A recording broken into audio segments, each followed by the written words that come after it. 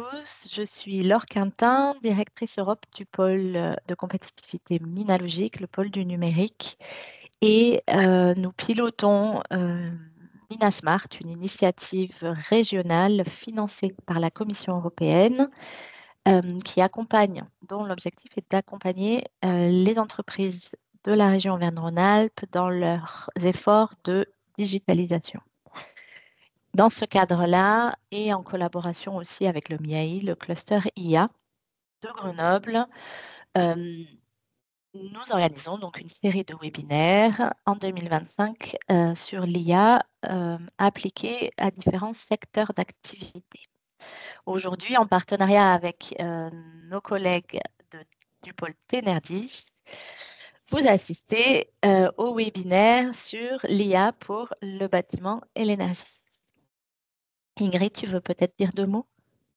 Bah oui, juste souhaiter la bienvenue à tout le monde et dire que je suis ravie de contribuer à cette édition du webinaire et pour laquelle nous avons convié donc des adhérents du pôle Ténerdis à venir témoigner de leur usage de l'IA dans la filière énergie pour le bâtiment. Voilà, donc merci pour la proposition de collaboration et très bon webinaire à tous. Super, merci. Alors en introduction, juste quelques informations générales. Le webinaire est enregistré. Le replay sera disponible sur la chaîne YouTube Minalogique et les présentations d'aujourd'hui vous seront envoyées aussi avec le lien du replay par email la semaine prochaine. Ensuite, on a prévu 5 minutes de questions-réponses ou plus, si besoin, bien sûr, après chaque présentation. Donc, je vous invite à poser vos questions dans le chat. Pour des raisons de fluidité, on a désactivé vos micros et vos caméras. Posez vos questions dans le chat. Si vraiment vous avez envie et un besoin brûlant d'échanger avec nous, signalez-le aussi dans le chat, on pourra bien sûr ouvrir votre micro ou votre caméra. Voilà. Je pense que ceci étant tout posé, je vous présente rapidement ce qu'est Minasmart. Donc, j'en ai parlé en introduction. C'est le programme aujourd'hui dans le cadre duquel on propose cette série ce webinaire. Donc, Minasmart, c'est donc un projet financé par la Commission européenne qui réunit sur le territoire d'Auvergne-Rhône-Alpes 13 partenaires, les pôles de compétitivité du numérique et clusters du numérique, deux centres de R&D dans le numérique, l'INRIA et le CEA, et enfin les pôles de compétitivité experts des secteurs d'activité ciblés dans Minasmart, que sont le textile, l'agri-agro, la santé, l'industrie, la chimie et l'environnement, le transport qui manque, je vois, et l'énergie représentée donc aujourd'hui par Ténerdis et le sujet du webinaire. Donc, l'objectif de Minasmart, c'est d'accompagner les entreprises d'Auvergne-Rhône-Alpes dans leur transition numérique en fournissant des services d'information, de diagnostic, de prototypage, de montée en compétences et d'aide à la recherche et à l'obtention de financement pour réaliser effectivement le passage à l'échelle en adoptant donc ces technologies de cyber, d'IA et de calcul intensif. En gros, c'est la promesse de Minasmart. Juste avant que vous ne partiez trop vite, et si jamais, à la fin du webinaire, et si jamais ça vous intéresse, sachez que la prochaine édition des perspectives de l'IA, c'est tout début novembre, le 4, sur le sujet de la chimie et de l'environnement. Aujourd'hui, pour nous parler d'IA pour la filière bâtiment et énergie, nous avons donc 3 experts adhérents à Ténerdis. Michel Roqueplan, CEO d'Inescence et coprésident de la commission IA de la Smart Building Alliance. Julien Gallois, directeur général de la société Lovi et Xavier Brunotte, CEO de Vestas Systems. Je vais donner la parole à Michel Roqueplan qui va nous présenter, s'il vous plaît, les enjeux et les besoins de la filière en termes d'IA. Monsieur Roqueplan, je vais partager vos slides et vous me direz bien, s'il vous plaît, à chaque fois quand est-ce que je dois changer de planche. Pas de problème. Bonjour à Alors, tous. ça charge. Le temps que ça Allez-y, hein. s'affiche, Michel Roqueplan, donc tout à fait. Moi, je suis issu de la filière bâtiment depuis de nombreuses années. Inescence est une société de contractants général qui traite des projets sur l'ensemble de la chaîne de valeur, de la conception jusqu'à la livraison, pour tout ce qui est essentiellement bâtiment résidentiel et quelque peu aussi bâtiment tertiaire. Je me préoccupe d'énergie et d'intelligence artificielle depuis maintenant un peu plus de 5 ans. Et j'ai également une start-up qui aujourd'hui développe une solution d'intelligence artificielle pour la gestion économe des logements. C'est en fait du monitoring, mais avec une couche d'intelligence dessus, donc une solution proactive qui pourra agir en l'absence d'opposition de l'usager. Voilà, je suis également, comme c'était précisé, membre du conseil d'administration de la Smart Building Alliance et coprésident de la commission IA. Dans le sujet d'aujourd'hui, et compte tenu du temps qui était imparti, il a fallu effectivement faire des choix. Donc, j'ai choisi de traiter des effets de l'IA sur le bâtiment, mais non pas le bâtiment pris dans le sens de filière bâtiment, mais de objet bâtiment, c'est-à-dire cette construction, qu'elle soit tertiaire ou résidentielle, qui abrite nos activités professionnelles ou bien nos activités privées. Donc, vous pouvez passer le slide suivant. Les technologies de l'IA pour le bâtiment sont intéressantes dans le sens où elles nous permettent une analyse de données complexes, une analyse massive de données complexes. Elles sont également, au niveau des technologies du machine learning, capables d'apprentissage et donc d'avoir une modification autonome des effets. Et elles sont également capables de prendre des décisions adaptées. Alors, soit de prendre des décisions adaptées sur la base des scénarios qui ont été programmés, soit effectivement de permettre à l'humain de prendre des décisions adaptées en fonction des données qui sont mises à sa disposition. La grande différence, c'est que contrairement aux logiciels traditionnels, les outils d'IA s'adaptent et évoluent.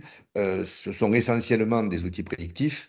Et donc, effectivement, cette évolutivité, des informations permet d'avoir une adaptabilité au niveau de la gestion du bâtiment, dont on va voir qu'elle est essentielle dans l'optique, bien évidemment, de réduire l'empreinte carbone du bâtiment et dans la réduction de cette empreinte carbone, de diminuer sa consommation énergétique. L'avantage de tout ça, c'est qu'effectivement, on peut spécialiser ces outils justement sur cette performance et cette sobriété énergétique qui aujourd'hui est le sujet central pour la filière. On verra en quoi tout à l'heure la filière effectivement est un acteur essentiel et important de cette transition énergétique. Même sans modification et sans transformation de cette filière, il n'y aura pas de transition énergétique efficace. Slide suivant, s'il vous plaît. Donc, rendre les bâtiments intelligents, ça passe essentiellement, bon, bien sûr, par des systèmes communicants, mais ça passe aussi par une omniprésence des capteurs qu'on dispose à divers endroits au moment de la construction ou bien au moment de sa rénovation. Et ça concerne aussi bien le bâtiment, qu'il soit tertiaire ou résidentiel. Bien sûr, pas avec les mêmes fonctions, puisque ce ne sont pas les mêmes usages, mais il y a une transversalité au travers des usages, il y a une transversalité des datas qui sont récoltées. Rendre le bâtiment intelligent, c'est augmenter sa performance. Quand vous mettez par exemple des capteurs de température ou d'humidité, vous contribuez à augmenter le confort des usagers dans leur environnement professionnel ou dans leur environnement privé. Si vous mettez des capteurs de présence, vous contribuez au fait de, par exemple, très simplement, diminuer l'éclairage dans des pièces qui sont occupées ou dans des pièces qui ne le sont pas, dans des salles de réunion qui sont occupées ou dans des bureaux qui ne le sont pas. Donc, bien évidemment, ça augmente la performance et l'efficience. Si vous mettez des capteurs concernant la qualité de l'air, vous augmentez, bien évidemment, vous déclenchez la ventilation à des moments ad hoc et vous allez dans le sens de la préservation de la santé des personnes qui sont dedans. Ça contribue aussi à le rendre plus autonome. Alors, des capteurs d'humidité, de température, non, on reste sur ce slide pour l'instant. Les capteurs d'humidité, de température rentrent dans l'autonomie, mais si on veut changer un petit peu d'exemple, si vous avez des capteurs, par exemple, d'ouverture de porte ou de fenêtre, ça permet de couper le chauffage au moment où ces fenêtres ou ces portes sont ouvertes, et donc on a un gain d'efficience énergétique. Ça permet également de faire de la détection d'intrusion ou des choses comme ça. Ça permet également, ces capteurs, de le rendre plus durable. Il est bien évident que si vous avez une gestion performante et ajustée de tous les systèmes, vous pouvez vous permettre effectivement de connaître de façon très précise leur état et de savoir à quel moment des dégradations ou des usures de ces systèmes pourraient les rendre moins performants ou plus énergivores. Vous pouvez aussi aller jusqu'à des capteurs structurels qui sont en capacité de rendre compte des mouvements ou des vibrations ou de détérioration que le bâti structurel pourrait subir. Et bien évidemment, vous augmentez son efficacité énergétique, puisque à partir du moment où vous surveillez tout cela, vous avez une image et un entretien du bâtiment qui est bien évidemment renforcé, ce qui aboutit à sa durabilité, indépendamment de toutes les décisions qui sont prises en conception quand on fait l'ACV, l'analyse de cycle du bâtiment. Tout cela, il est possible donc, ça permet de recueillir des données en direct, 24 heures sur 24, chose qui n'est pas possible sinon. Ces données peuvent être stockées, analysées, transmises, sécurisées, si bien évidemment vous vous êtes préoccupé de cybersécurité, mais ça aujourd'hui, plus personne ne passe à côté. Ça permet une facilité du suivi des consommations, pas seulement des consommations électriques, mais également des consommations d'eau, par exemple, notamment avec de la détection de fuite. Et ça permet d'automatiser certaines tâches et d'encourager la mobilité interne.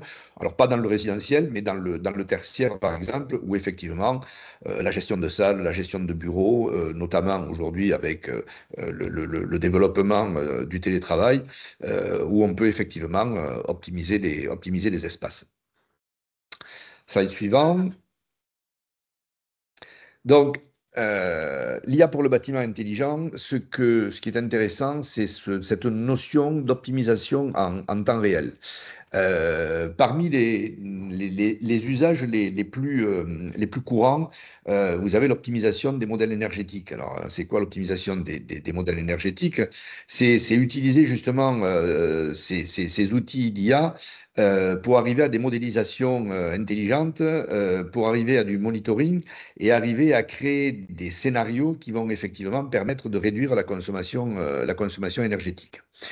Tout le monde connaît la domotique, donc qui régule la température et pas que, c'est effectivement le sujet principal, mais ça ne régule pas que ça, qui régule la température en fonction du temps de présence dans chaque pièce.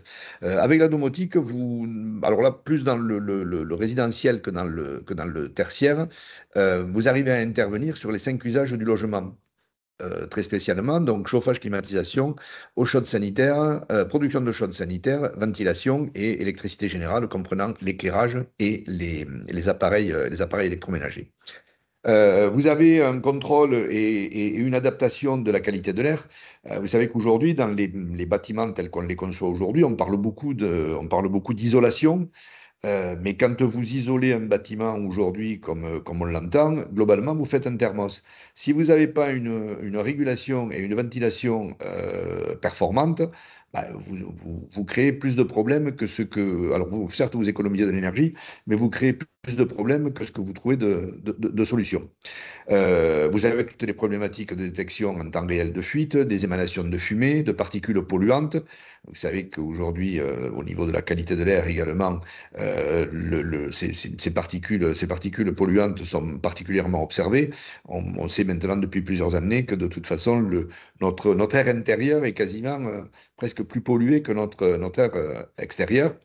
Et vous avez toute la problématique de la maintenance prédictive qui effectivement va aboutir dans quelques années au fait d'avoir des contrats d'entretien qui ne seront plus d'ailleurs des contrats d'entretien, mais qui seront des contrats d'absence de panne, parce qu'effectivement, on saura anticiper tout cela.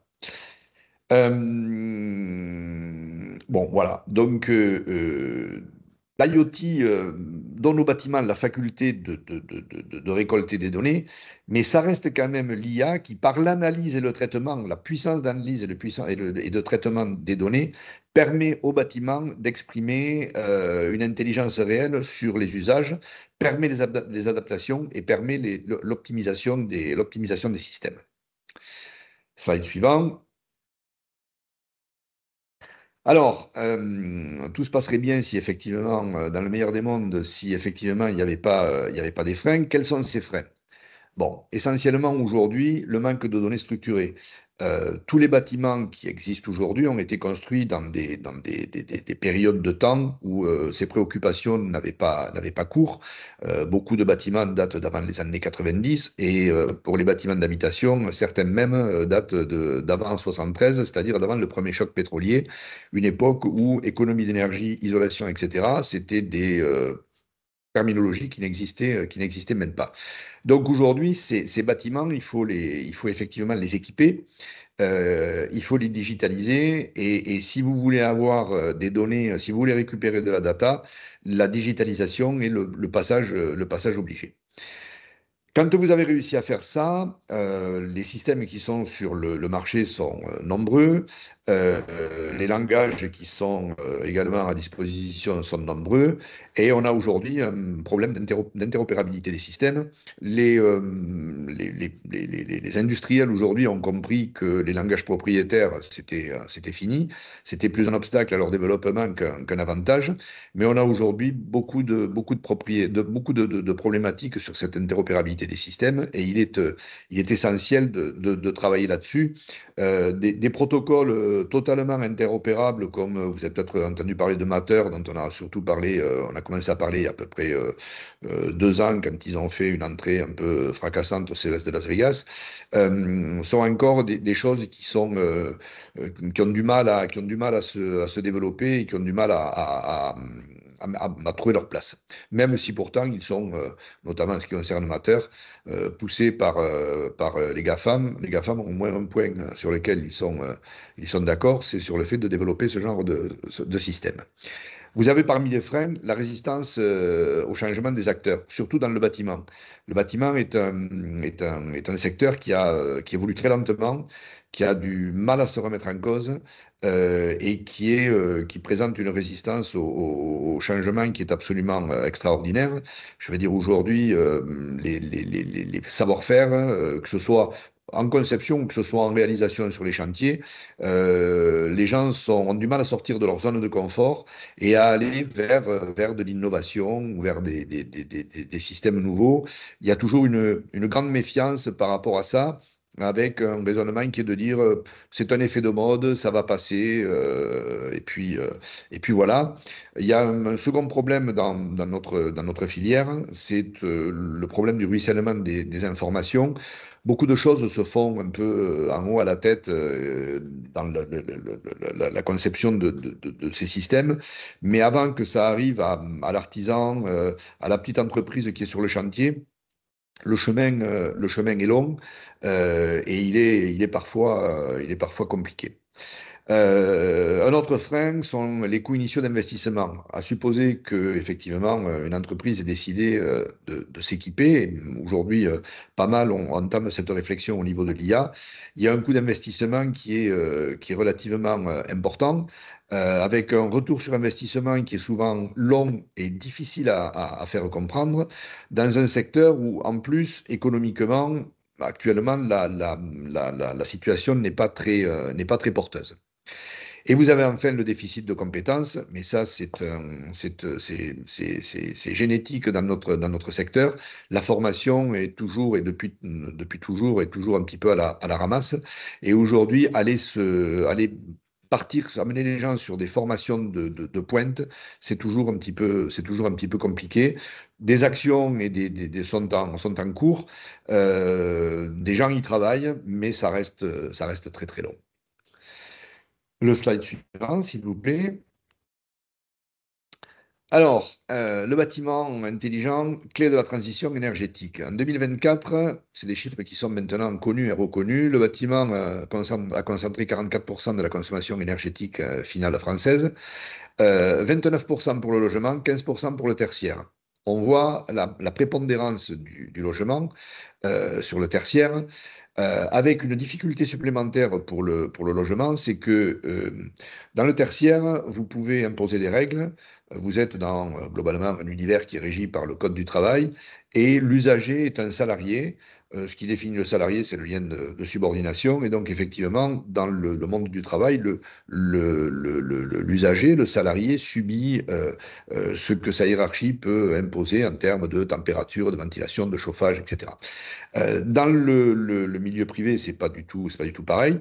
L'usager est maître chez lui, et là, on se rend compte qu'effectivement, le compte n'y est pas. C'est-à-dire qu'on a beau lancer des campagnes de sensibilisation, des campagnes de publicité, on a beau mettre sur la table des subventions, pour autant, dans l'usage, si vous voulez, chaque occupant fait un petit peu ce qu'il veut, vit un petit peu comme il veut, et le fait de travailler sur l'enveloppe des bâtiments ou les systèmes ne suffit pas. On voit bien qu'avec 44% de la consommation finale d'énergie en France, c'est ce que je vous disais tout à l'heure, il n'y aura pas de transition réussie sans une transformation en profondeur de ce secteur qui aujourd'hui est le poids lourd de cette consommation énergétique devant le transport et devant l'industrie. Donc, pour transformer le secteur, qu'est-ce que nous avons? Nous avons l'intelligence artificielle, mais ça va passer par effectivement la digitalisation et donc les IoT qui vont conférer aux bâtiments tertiaires ou résidentiels, une fois de plus, cette collecte de données qui ensuite sera analysée par les outils d'IA. Le bâtiment peut devenir autonome aujourd'hui avec des panneaux photovoltaïques ou pour le résidentiel en appartenant à des communautés photovoltaïques, on peut avoir un bâtiment qui pourrait devenir presque autonome. Vous avez aujourd'hui un développement extrêmement rapide du secteur des batteries. Jusqu'à maintenant, faire du photovoltaïque sans pouvoir stocker l'électricité. Bon, ça permettait effectivement de réduire un petit peu sa facture. Ça permettait de récupérer éventuellement quelques subsides en revendant l'électricité sur le réseau, mais le compte n'y était pas et souvent les retours d'investissement par rapport aux investissements qui étaient faits décevaient les usagers. Aujourd'hui, avec le développement des batteries domestiques, on va pouvoir effectivement avoir un meilleur retour sur investissement, mais on va aussi avoir une complexification des choix. Un logement qui demain aura à choisir entre l'énergie réseau en fonction des tranches horaires qui existent aujourd'hui, mais qui vont être modifiées avec la tarification dynamique, ou bien choisir de s'approvisionner sur les panneaux photovoltaïques si on est en pleine journée et si ça produit, ou bien aller puiser dans les batteries qu'il aura chargées, soit avec de l'énergie réseau pas chère, soit avec des panneaux photovoltaïques. Ça va devenir d'une complexité telle que l'IA va pouvoir suppléer un petit peu à l'humain en traitant ce volume de données extrêmement conséquent.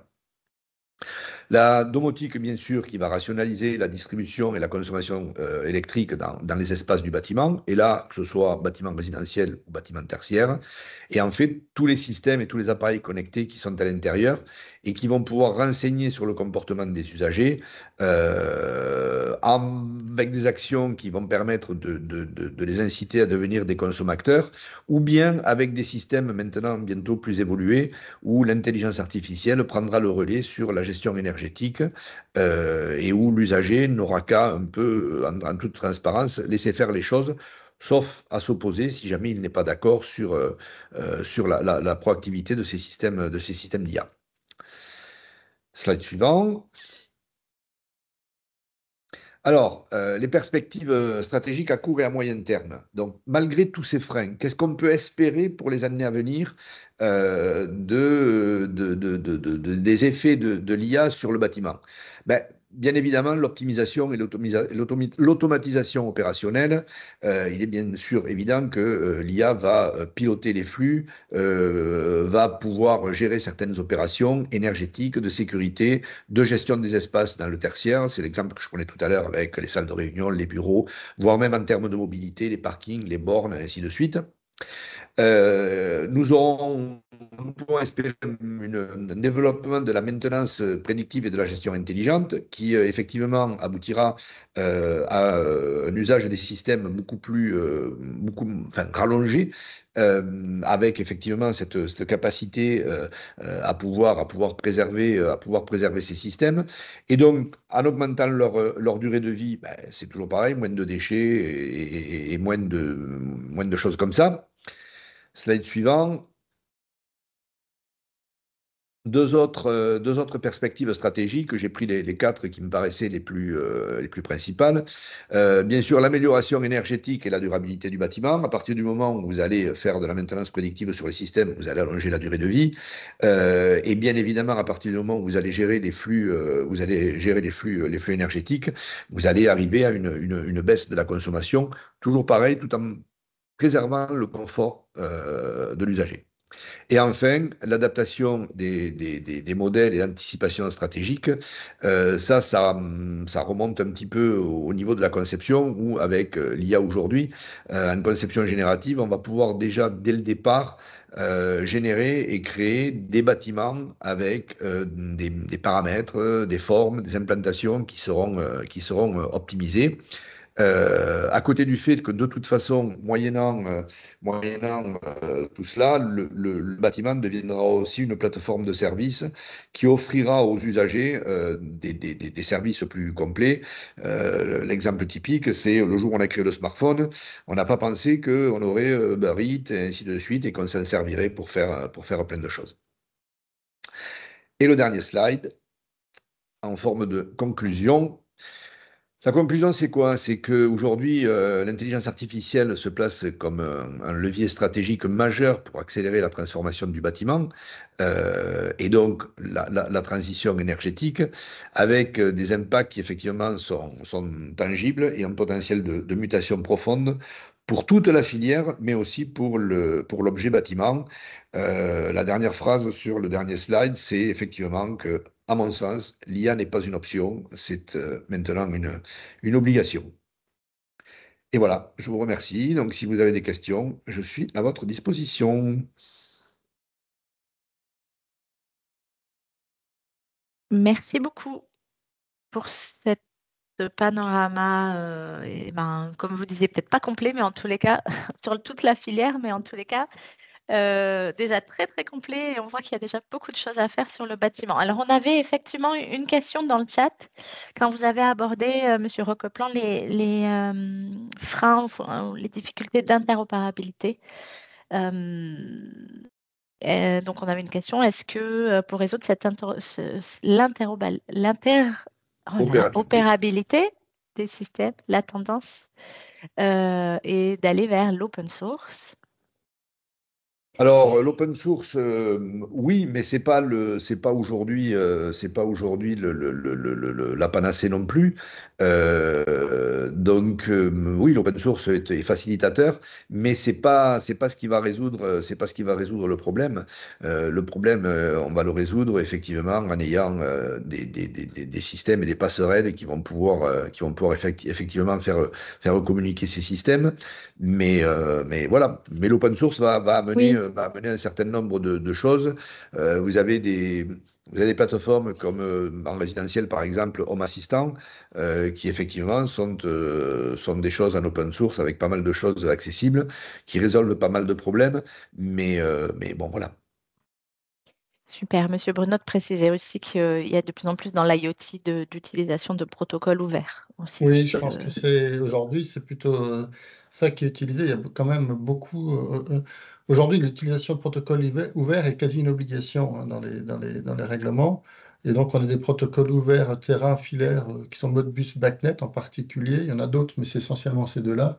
Puis ensuite, il y a tout ce qui est technologie IoT avec des protocoles très ouverts tels que LoRa, assez ouverts tels que Nexion, plus ou moins ouverts tels que Zigbee, Matter n'est pas encore percé. Et ensuite, il y a la communication IP, qui est soit de l'IP local, soit de l'IP cloud to cloud. Voilà.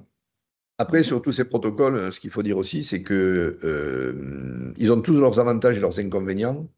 Et qu'en fonction des configurations et des bâtiments et des typologies de bâtiments, certains peuvent être utilisés, pas d'autres.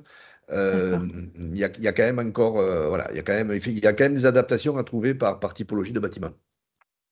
D'accord. Alors, euh, alors Léa Defest demande le protocole MCP. Qu'est-ce que vous en pensez? Un protocole comme un autre, un des nombreux protocoles qui effectivement sont aujourd'hui sur le marché. Et ben, je vais redire ce que je viens de dire, c'est-à-dire en fonction des cas de figure, en fonction des cas d'usage et en fonction des typologies de bâtiments, il y a des protocoles qui sont plus ou moins adaptés. Il n'y a pas aujourd'hui, enfin tout au moins à ma connaissance, de protocole universel qui puisse répondre un peu à tous les cas Ok. d'usage et à toutes les typologies de bâtiments. Très bien. Alors, dernière question avant de passer effectivement sur des cas concrets de réalisation avec Monsieur Gallois et Monsieur Brunot. Dernière question. Quel type d'IoT vous semble le plus essentiel à la construction et l'apprentissage de modèles de gestion du bâtiment?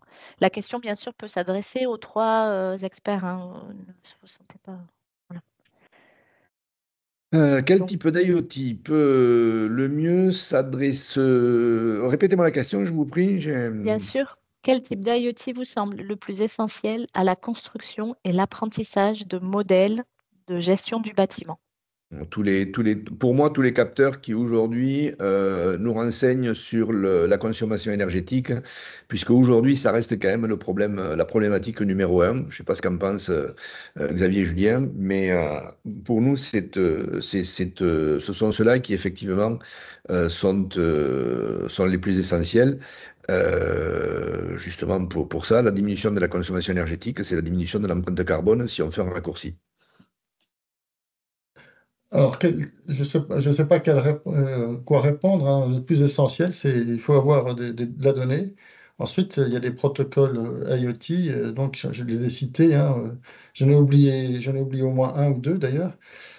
Donc LoRa, aujourd'hui, est très à la mode. Il y a Zigbee, plutôt pour le résidentiel. Il y a BLE aussi, hein, Bluetooth Low Energy, qui arrive, hein, je pense. Voilà, ensuite, mais il y a pas de règle, il n'y en a pas un qui est indispensable. Maintenant, il y en a qui sont plus pratiques à déployer. Et c'est quand même, déployer une solution IoT, c'est quand même pas nécessairement si simple que ça.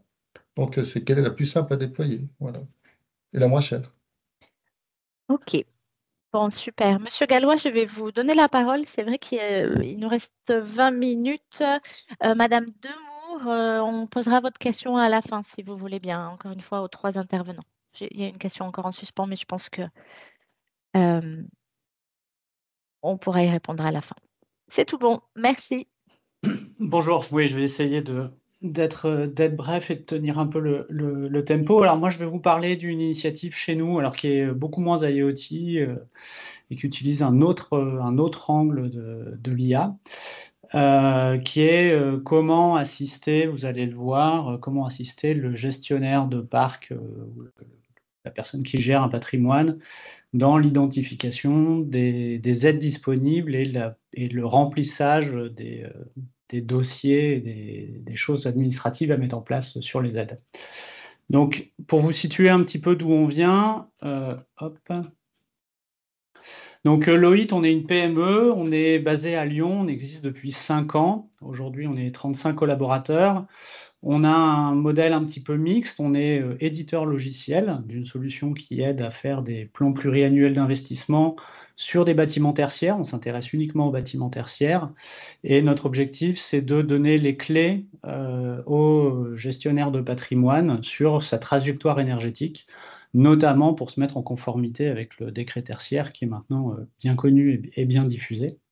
Donc, on a une équipe mixte avec une partie logicielle et des ingénieurs auditeurs énergétiques qui accompagnent les clients dans la bonne utilisation de l'outil et sur des choix un petit peu ultérieurs. Donc, notre solution va rapidement recenser le parc, modéliser les bâtiments avec ce qu'on appelle un jumeau numérique, un jumeau énergétique du bâtiment. En jouant avec ce jumeau, on est capable de construire des trajectoires et ensuite de suivre ces trajectoires dans la bonne exécution. Ça, c'est ce qu'on a développé pendant les 4-5 premières années de Loït. Et on répondait à l'enjeu de filière qu'on a décrit, qui est de réussir à faire des économies avec un cadre qui est posé. 40% d'économies d'ici 2030, 50% en 2040 et 60% d'économies en 2050. Sur 1 milliard de mètres carrés, l'ADEME estime qu'il y a 350 € du mètre carré à investir pour réaliser cette transition, donc un enjeu énorme. Donc nous, on venait, avec Loït, apporter une solution technique pour comprendre le bâtiment. On s'est rendu compte que les passages à l'action n'étaient pas suffisants par rapport à ce qu'on aurait souhaité, parce qu'il restait un dernier verrou à débloquer, qui était le financement. Donc on ne peut pas résoudre toutes les clés du financement, mais au travers d'une initiative qu'on a lancée, un projet qu'on a déposé qui s'appelle Fondit, on essaye d'aider en tout cas les gestionnaires à identifier les aides mobilisables et savoir comment les mobiliser. Et là-dessus, il y a 2 enjeux, l'enjeu juridique et l'enjeu financier. Comment je porte le dossier d'aide et comment j'identifie les aides. Donc Loït savait bien gérer le côté technique. Fondit vient compléter l'ensemble. Pour faire ça, nous, notre historique, rapidement, Fondit, ça va se présenter comme une sorte d'assistant, un expert qui va pouvoir, donc de la même manière que Loït permettait d'être votre ingénieur d'audit énergétique, que vous pouviez solliciter un petit peu à la demande sur le bâtiment une fois les paramètres rentrés et qui était capable de vous dire voilà les économies que vous pourriez faire, voilà les combinaisons d'actions que vous pourriez mettre en place, voilà les budgets un petit peu attendus. Fondit, c'est un second volet qui va pouvoir guider sur toute la partie financement et constitution de dossier. On s'est associé pour ça à donc nous, on était vraiment des spécialistes de l'énergie et du bâtiment, avec des bases de données bâtimentaires, beaucoup d'informations qu'on a pu relever sur des bâtiments, beaucoup de bâtiments déjà modélisés pour nos clients, des scénarios identifiés. Et on s'est associé à un autre acteur du territoire rhône-alpin, qui est Finance et Territoires, qui là est plutôt une entreprise de conseil habituée à identifier pour ses clients les aides mobilisables et à monter pour eux les dossiers, monter pour eux les consortiums nécessaires, etc. Donc Finance et Territoires, c'est à peu près 800 missions, alors pas uniquement sur le bâtiment, sur différents sujets. 800 missions par an pour de dossiers de financement montés. L'intelligence artificielle dans ce projet vient nous permettre de faire communiquer et réunir deux savoir-faire, notre savoir-faire qui était un savoir-faire technique énergétique du bâtiment et le savoir-faire de Finance et Territoires, en s'appuyant sur, on va dire, un historique passé qui est un historique où on a capitalisé pas mal d'informations, nous, par la structure de notre dossier, et Finance et Territoires aussi avait cette particularité de construire des bases de construire, de maintenir et d'entretenir des bases sur leurs aides, des bases sur les dossiers qu'ils ont pu identifier, et ça nous a permis de regrouper tout ça.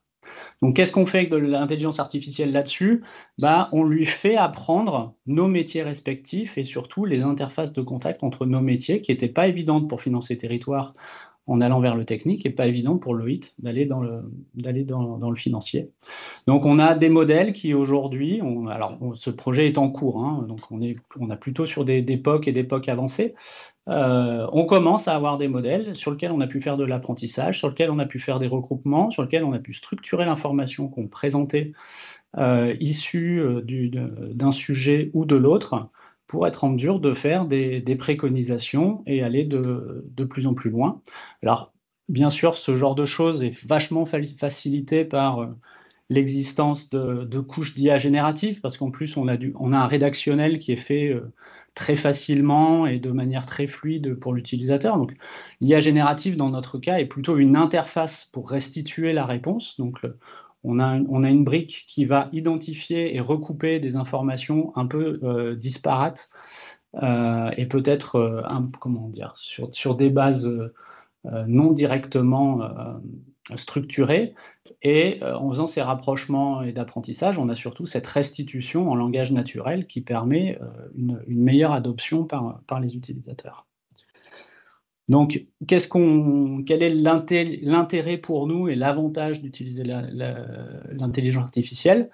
Comme on l'a évoqué tout à l'heure, hein, ça nous permet d'aller chercher de vastes données hétérogènes, des poules de données assez étendues, en gros l'équivalent un petit peu d'années d'expérience d'ingénieur, parce qu'on arrive à la même chose quand quelqu'un a 15 ans d'expérience sur un métier, il a quelque part emmagasiné un savoir-faire et une expérience sur un certain nombre de dossiers, on est capable d'aller aspirer et absorber ce savoir-faire directement dans un outil et de manière beaucoup plus rapide. C'est un outil de veille proactive, donc on s'en sert également pour aller parcourir l'ensemble des dispositifs existants pour être capable de mettre à jour plus rapidement des systèmes réglementaires et de veille qui évoluent en fait toutes les semaines. Il y a de nouvelles aides, des modifications, etc. qui apparaissent. Ça nous permet de contextualiser les réponses qu'on va pouvoir apporter. On va réellement partir du contexte du client, du bâtiment, du plan de travaux qu'il souhaite faire ou des plans de travaux qu'il souhaite coordonner et d'être capable de lui ramener une information beaucoup plus structurée.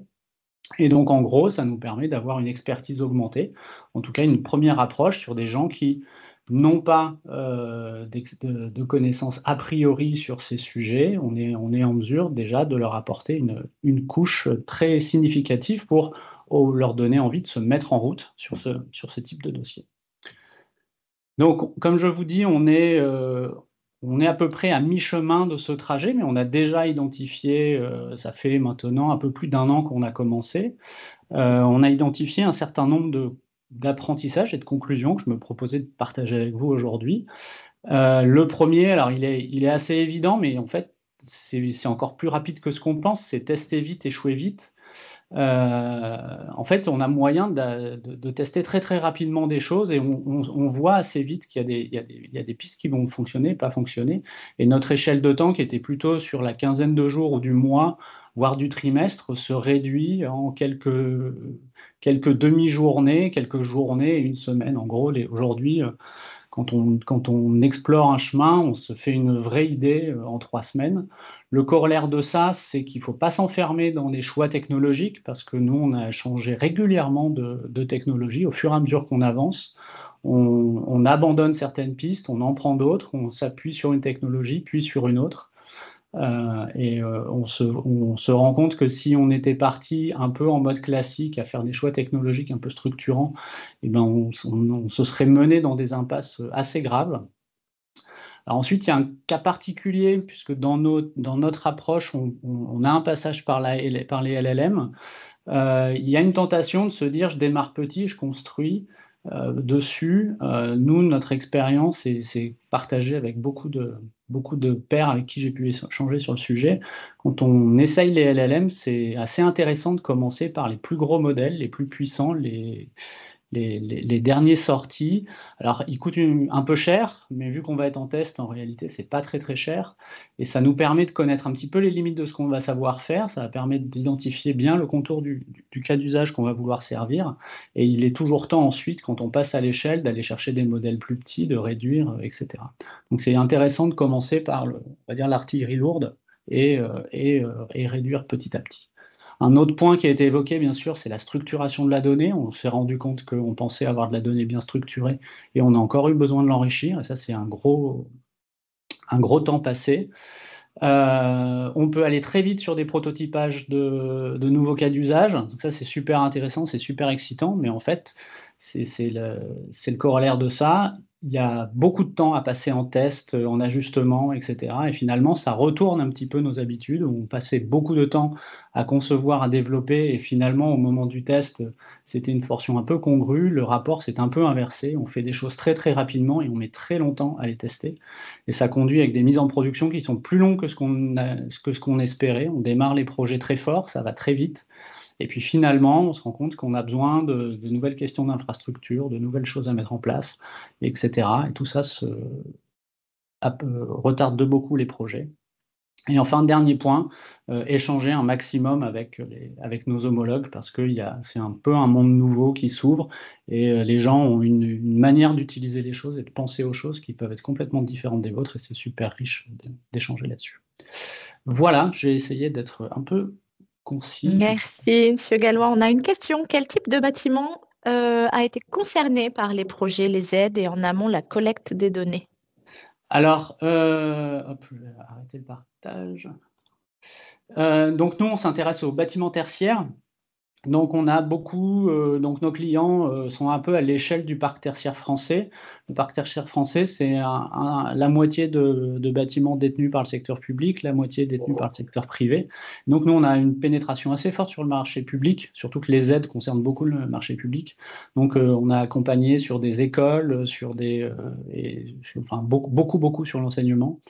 Et sur des bâtiments qui peuvent être détenus par le secteur public, donc des équipements sportifs ou les mairies, ce genre de choses. Mais toujours du tertiaire. Toujours du tertiaire et toujours d'assez gros tertiaire, puisque nos clients sont intéressés par le décret tertiaire, donc en général, ils ont plus de 1000 mètres carrés. Merci beaucoup. Alors, Monsieur Brunotte, je prends la main. Voilà, je vous laisse le micro donc, pour présenter la vision et les solutions de Vestas System. Alors, c'est peut-être pas ça qu'il faut que je montre. Ça doit être ça. Bonjour, donc oui, Xavier Brunotte. Là, je vais commencer par présenter un tout petit peu Vestas System. Donc, ça va être un peu pub, mais enfin pas trop, j'espère. Et ensuite, on va parler de l'IA telle que nous, on la pratique en fait. Et je mettrai quelques commentaires. Bon, voilà. Donc, Vestas System, en bref, nous, on déploie des solutions intelligentes, dites très intelligentes, bien sûr, pour le pilotage énergétique optimisé du bâtiment. C'est finalement des solutions de type GTB ou IoT pour le bâtiment. Donc, voilà, on a 2,5, on a fait un chiffre d'affaires de 2,5, plutôt 2,4 millions, et on gère 300 sites tertiaires dans toute la France. Bon, on est 24, on fait plus de 500 000 mètres carrés de surface, etc. Et en général, on apporte des économies d'énergie, essentiellement parce qu'on gère mieux le chauffage et la climatisation et l'eau chaude, mais c'est essentiellement quand même en France sur le pilotage du chauffage. Voilà, alors bon, donc on dit qu'avec notre solution qui s'appelle Vestas Énergie, vous pouvez aller vers le décret BACS et le décret tertiaire dont on a parlé. C'est des obligations, un décret tertiaire, c'est des obligations de réduire vos consommations pour un bâtiment faisant une certaine taille. Et le décret BACS, c'est même une obligation de mettre des systèmes de Building Automation Control System pour réussir à faire ça. Voilà. Donc, bon, ça, c'est voilà, gestion énergétique simplifiée, confort, économie d'énergie, performance optimale. C'est quelques mots-clés que l'on dit. Et comme le 8, on est essentiellement sur du tertiaire, même si on fait un peu de logement collectif et dans le logement collectif, On peut être en bas des chaufferies ou à l'intérieur du logement, mais c'est essentiellement le tertiaire. Donc, on va trouver de l'hôtellerie, de l'industrie, du tertiaire bureau tel que l'on comprend, les collectivités, mairies, gymnases, etc., l'enseignement, etc., et santé, beaucoup, on a fait beaucoup de santé. Voilà, alors ça, je vais quand même montrer deux exemples de sites, hein. Je ne vais pas montrer les 300. Voilà, c'est un site industriel qui se trouve dans le sud-ouest, dans les Landes. C'est l'aéronautique, c'est 21 000 mètres carrés. Et là, on pilote vraiment les différents types de chauffage qui sont des ventiloconvecteurs que l'on voit ici, des aérothermes qu'on voit là, des radiants gaz ici. On remonte les consommations électriques, gaz, eau. On a posé 36 au compteur pour connaître bien tous les comptages. On pilote l'éclairage et on fait des économies d'énergie. Bon, voilà. Un autre site qui est, comme on était dans le sud-ouest, là je vais aller dans le nord-est en Alsace. Et là, c'est une école. C'est un site qui fait 13 000 mètres carrés, 8 non pas 8 bâtiments, je crois que c'est 5 bâtiments. Et on pilote essentiellement les émetteurs de chauffage. Essentiellement par des vannes connectées qu'on voit ici, des capteurs de température, on pilote aussi des ventiloconvecteurs, etc. On a apporté 22% d'économie d'énergie sur la première année, ce qui est pas mal. Voilà, ça c'était pour montrer ce qu'on était. C'est donc on déploie notre système de pilotage et de remontée de consommation dans des bâtiments connectés. Voilà, maintenant j'arrive sur le sujet de l'IA. Alors, un petit retour en arrière, hein, sur l'histoire de Vestas System. En fait, on s'est créé en 2011 avec des technologies venant de Grenoble INP, avec un brevet, une couche logicielle permettant de modéliser le comportement d'un bâtiment, ses différentes charges, les sources d'énergie, réseau, production locale PV, le stockage, batterie, énergie, etc. Et de réaliser des optimisations avec un horizon temporel de 24-48 heures pour décider quand, par exemple, quand commencer à chauffer, quand stocker de l'énergie dans de l'eau chaude ou dans de la batterie, quels étaient, en fonction évidemment des besoins, de l'utilisation, de la présence ou pas, de la météo, puisque évidemment le comportement thermique dépend de la météo, des tarifs de l'énergie et de l'histoire, je veux dire, à l'apprentissage de l'histoire. Donc on était quelque part vraiment dans une brique d'IA dès le départ. Et en fait, à part cette brique-là, finalement, on ne savait pas faire grand-chose. On avait une brique d'IA et puis on a essayé de se dire, bon, qu'est-ce qu'on en fait? Enfin, j'exagère un tout petit peu, mais c'est un petit peu l'histoire qu'on a. Bon, quand même, cette brique IA, c'était très, très, très dédié sur les besoins délestage, service au réseau, en fait, hein. Et intégration d'autonomie, intégration du PV et l'autonomie des systèmes. En fait, on s'est attaché à partir de là à développer une solution. C'est notre histoire, hein, c'est comme ça. Donc, on a développé d'abord ce qu'on a appelé l'Avesta Box, qui est quelque chose qui permet de communiquer avec les différents protocoles, On a parlé tout à l'heure de protocoles, donc on a fait une box gateway qui permet de discuter avec des protocoles. Alors, nous, on a beaucoup travaillé avec le protocole Radio Notion. Aujourd'hui, on va de plus en plus le protocole Radio LoRa, mais ensuite, on travaille avec les protocoles existants dans le bâtiment, qui sont le BACnet, le Modbus, un peu le KNX, WMBus. Je ne vais pas parler de tous les protocoles, mais voilà, c'est des protocoles terrain et pratiquement tous les systèmes parlent l'un de ces protocoles. Ça permet de communiquer avec finalement pas mal de choses. Voilà, donc on a travaillé là-dessus, on a travaillé sur une application logicielle qui permet finalement de visualiser les comptages, de visualiser l'état du bâtiment, de visualiser, de changer une programmation, de définir ses souhaits, de piloter les systèmes, et puis ensuite un cloud qui permet de gérer l'ensemble, de gérer ça, d'industrialiser les déploiements, etc., etc.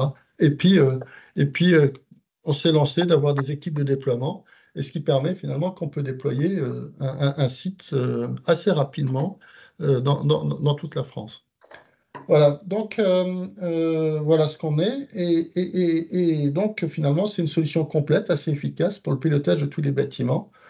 Nos marchés, c'est donc sur tous les types, tous les bâtiments tertiaires, hein. C'est donc, on est finalement relativement en aval de l'O8, et peut-être qu'il faudrait qu'on discute ensemble d'ailleurs. parce que je pense que ça pourrait être intéressant. Mais on est vraiment efficace sur les bâtiments qui n'ont pratiquement pas de solution ou qui ont une GTB très limitée et voilà, qu'on peut étendre assez facilement. Mais à l'origine, on était d'abord finalement de l'IA, même si ce n'était pas de l'IA générative, mais c'était bien quand même de l'IA. Du coup, je dis, voilà qu'est-ce qu'on peut faire, qu'est-ce qu'on fait, comment on utilise l'IA dans notre solution. Donc, j'en ai déjà parlé, mais on utilise donc bien ce qui était notre brique de base, qui est l'optimisation anticipative. Et que ça fonctionne comment, ceci? C'est d'abord la construction automatique d'un modèle thermique multipièce à base de résistance kappa. Donc voilà, on a un bâtiment, on a le plan, on construit, on sectorise le plan, qu'est-ce que c'est cette zone, cette zone, cette zone. Ça construit un modèle thermique et ensuite on identifie automatiquement les paramètres du modèle, ce qui nous permet, on a une connexion à la météo, on a une connexion éventuelle à d'autres infos, les calendriers, calendrier scolaire, calendrier présence-absence, calendrier interne, enfin, qu'on met dans la solution ou qui sont externes. On a des liens avec ce qu'on appelle les PMS, c'est-à-dire les systèmes de réservation des hôtels. Donc, on sait si une chambre, enfin, si on a une connecté au PMS, si la chambre est occupée ou pas occupée.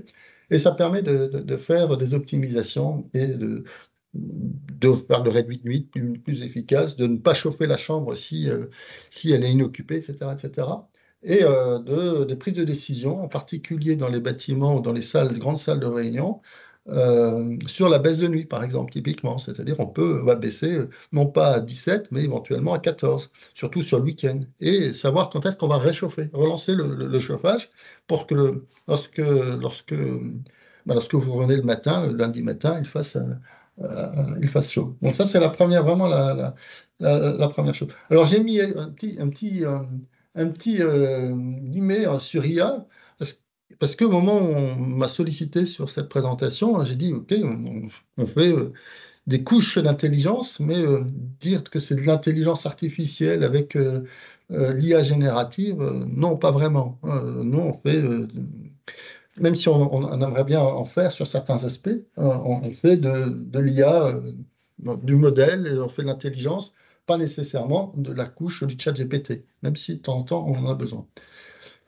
Alors, je donne d'autres exemples d'IA, c'est stockage dans les ballons d'eau chaude. On va stocker, produire plus ou moins d'eau chaude la nuit et la stocker en heure creuse ou lorsque le tarif est bas, en fonction d'une prévision de besoin. Et la prévision de besoin, c'est typiquement parce que j'ai un pattern historique qui me dit je l'utilise plutôt moins l'eau chaude le vendredi que le lundi, enfin, j'en sais trop rien.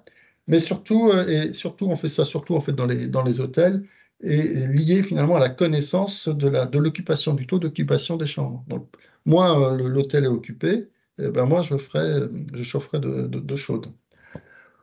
Voilà. Alors, d'autres exemples d'utilisation, on a parlé précédemment dans la première présentation effectivement l'ouverture de fenêtres. Alors, l'ouverture de fenêtres, on met des capteurs dans 20% des cas, à peu près, hein. Et dans ce cas-là, lorsque le capteur nous dit la fenêtre est ouverte, on coupe le chauffage naturellement ou la climatisation naturellement.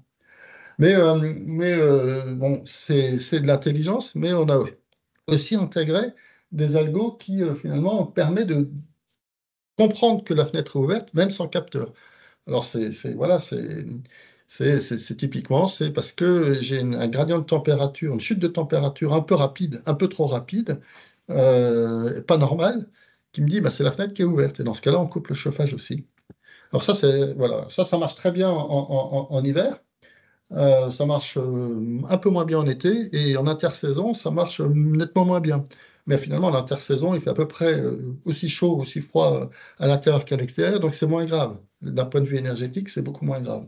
Bon, donc c'est mieux d'avoir des capteurs, mais on a la capacité à s'en passer. Je me souviens très bien d'une réunion à Aumeinemuir sur un site où on voyait les fenêtres ouvertes, on voyait sur l'application qu'on avait dit que les fenêtres ouvertes. On a été checké sur 3-4 chambres et on était bon. Donc, en fait, ça marche vraiment plutôt pas mal, cet algo. Maintenant, on essaie quand même de vendre plutôt, mettez des capteurs. D'un point de vue sécurité, il y a d'autres usages. Mais bon, c'est aussi une question de coût. Voilà. Alors ensuite, l'IA, on l'utilise aussi pour comprendre le défaut. Alors je vais donner quelques exemples, hein. Typiquement, je dirais 40% de nos, on déploie beaucoup de solutions pour aller piloter les émetteurs. Les émetteurs, c'est beaucoup des radiateurs à eau. Donc, on met des vannes connectées. C'est beaucoup des radiateurs électriques. Mais je vais parler des vannes, des radiateurs à eau. Voilà, typiquement, j'ai mon algorithme de régulation dit il fait froid, il faut que je chauffe. Je chauffe. Enfin, je chauffe, ça signifie j'ouvre la vanne.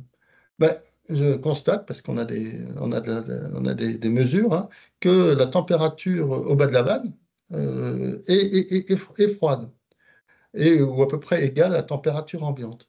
La conclusion qu'on en tire, c'est que c'est que le radiateur a un problème. Le radiateur a un problème, c'est-à-dire qu'il a par exemple soit le robinet en lui-même sur lequel la vanne, le moteur de vanne pilote est grippé, c'est-à-dire que le petit bitonio est coincé, soit le radiateur est emboué, donc il faut faire passer le plombier, soit l'eau qui arrive est froide et il y a un problème en amont.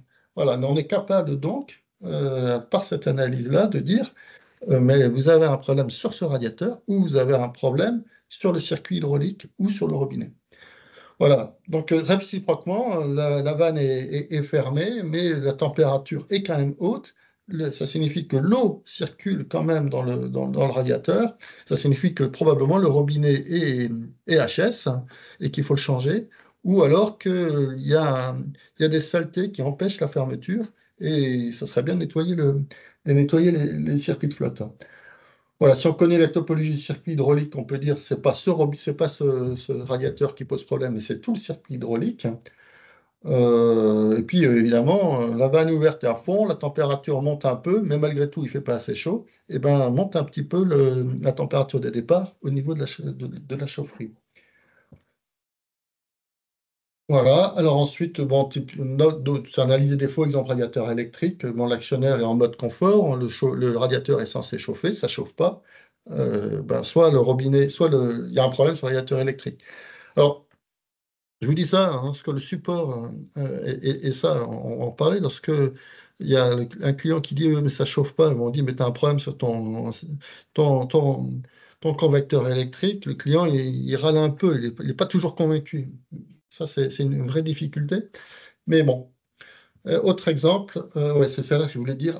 La communication sur le défaut d'un système n'est pas toujours facile et il va falloir qu'on intègre à terme, je pense, alors, un chatbot à base d'IA probablement, qui permet finalement d'amener naturellement le client à comprendre la problématique. Et ça, c'est quelque chose qu'on n'a pas, qu'on aimerait bien avoir. Bon, voilà, j'ai un autre défaut, c'est température basse en sortie de ballon d'ECS, probablement, qui a la résistance du ballon ECS, où il y a un problème sur le ballon ECS. Voilà un tout petit peu d'exemples. Je crois que, ben non, j'ai encore, évidemment, vous avez des consommations, puis vous avez une dérive. Donc, analyse de la dérive. On ne sait pas toujours pourquoi il y a une dérive, mais par contre, faire remonter qu'il y a une dérive, que vous avez plus consommé en corrigeant avec la température extérieure, avec ce qu'on appelle les degrés jour unifiés. Voilà, ça permet d'avoir une dérive de la consommation. Et puis ensuite, aussi dérive de l'efficacité des systèmes. Euh, vous injectez 100 kW d'énergie électrique dans une pompe à chaleur et vous ressortez avec pas grand-chose. Il y a peut-être un problème sur le COP de la pompe à chaleur. Donc il peut y avoir des dérives sur l'efficacité des systèmes et ça, c'est aussi une analyse. Voilà. On a déjà fait un titre expérimental, on a peu fait, nous, on a peu travaillé là-dessus pour l'optimisation de l'autoconsommation, de l'autoproduction. C'est quelque chose sur lequel on souhaite retravailler et en particulier dans le cadre de systèmes collectifs, plus collectifs. Mais pour l'instant, on n'a pas encore trop fait. Voilà, donc la conclusion, l'IA était notre point de départ. On a travaillé sur bien d'autres choses et sur des choses beaucoup plus terre à terre et concrètes pour amener des solutions qui sont relativement efficaces, mais je crois que l'IA sera une partie de notre futur et on doit retravailler encore sur pas mal de sujets, en particulier sur tout ce qui est support, maintenance, diagnostic, explication, donner des explications intelligibles. Voilà. Voilà à peu près mes éléments. Et ensuite, il y a une chose que je n'ai pas osé mettre, mais c'est finalement le 8 et très clairement en a parlé. C'est nous, il y a une chose aussi sur laquelle l'IA nous intéresse avec nous, enfin nous, en direct ou avec des sociétés comme le 8, c'est en amont identifier les bons sites et identifier combien on va pouvoir faire d'économies en mettant nos systèmes. Et ça, l'IA aussi permettrait de le faire. Voilà. Je vous remercie. Merci, M. Brunot. Merci à tous nos intervenants du jour. J'ai noté qu'on a parlé d'IA technologique, mais aussi d'IA métier un petit peu, d'IA embarqué. Donc, clairement, les sujets énergie et bâtiment sont très prometteurs pour adopter l'IA. Donc, si jamais c'est un sujet auquel vous pensez, n'hésitez pas à vous rapprocher de Tenerdis si vous êtes adhérent ou sinon d'un de vos contacts Minasmart pour voir comment on peut vous aider. Avant de se quitter, on a un peu débordé, mais il y a eu une question que j'avais laissée en suspens qui était un peu ouverte, mais j'espère que vous pourriez y répondre. Est-ce que, d'après vous, l'autoconsommation collective est une solution pour diminuer les demandes d'énergie, avec ou sans batterie de stockage supplémentaire, en considérant la batterie des VE, je suis désolée, je ne suis pas spécialiste du Véhicules domaine, électriques. notamment. Et les Véhicules véhicules électriques, merci, notamment. Vaste Oui, sujet, Madame Demour, merci d'avoir posé. Ben alors, oui, ouais, oui, la réponse est en oui. Oui, oui, la réponse est oui, bien évidemment. Mais toutes les solutions qui vont rapprocher, de l'autoconsommation sont, entre guillemets, bonnes à prendre. De toute façon, il y a une chose qui est certaine, RTE a fait une conférence de presse le 16 octobre l'année dernière dans laquelle ils ont effectivement indiqué qu'il y aurait à terme des problèmes d'approvisionnement sur le réseau. Et donc, effectivement, aujourd'hui, en poussant l'électrification des véhicules, il est effectivement obligatoire d'avoir recours à des énergies alternatives. Ceci étant dit, les énergies alternatives sont effectivement alternatives. On ne sait pas quand est-ce qu'il va faire beau, quand est-ce qu'il va pas faire beau, quand est-ce que ça va produire, quand est-ce que ça va pas produire. C'est beaucoup plus facile quand on a une centrale nucléaire, quand on a un appel réseau de tourner un bouton, je caricature, pour envoyer de la puissance sur le réseau. C'est beaucoup plus difficile, effectivement, avec des énergies renouvelables. Et sachant qu'effectivement, les 6 tranches d'EPR qui sont dans les tuyaux, le gouvernement aurait dû signer l'ordre de démarrage début d'année, c'est repoussé à fin d'année, et peut-être que cette fin d'année 2025, ce sera encore repoussé. Donc ces 6 tranches d'EPR ne sont pas encore là, très clairement. Eh ben merci beaucoup pour l'ouverture de ce sujet qui m'amène à dire que l'IA n'est peut-être pas non plus une solution à tout et ne sauvera pas à lui seul non plus tous les enjeux d'une filière. Donc, pour être sûr que ça peut vous correspondre, n'hésitez pas en tous les cas à vous rapprocher d'un partenaire Minasmart. Voilà. Merci à tous pour vos interventions, pour votre participation. Merci à Ingrid de Tenerdis pour son partenariat. Merci à Emmanuel, ma collègue, pour toute la réalisation logistique. Et puis, je vous souhaite une bonne fin de journée et un bon week-end. Merci À très beaucoup. bientôt. Très bonne Merci journée. à Bon tous. week-end à À tout le monde. merci. Au revoir. Au revoir.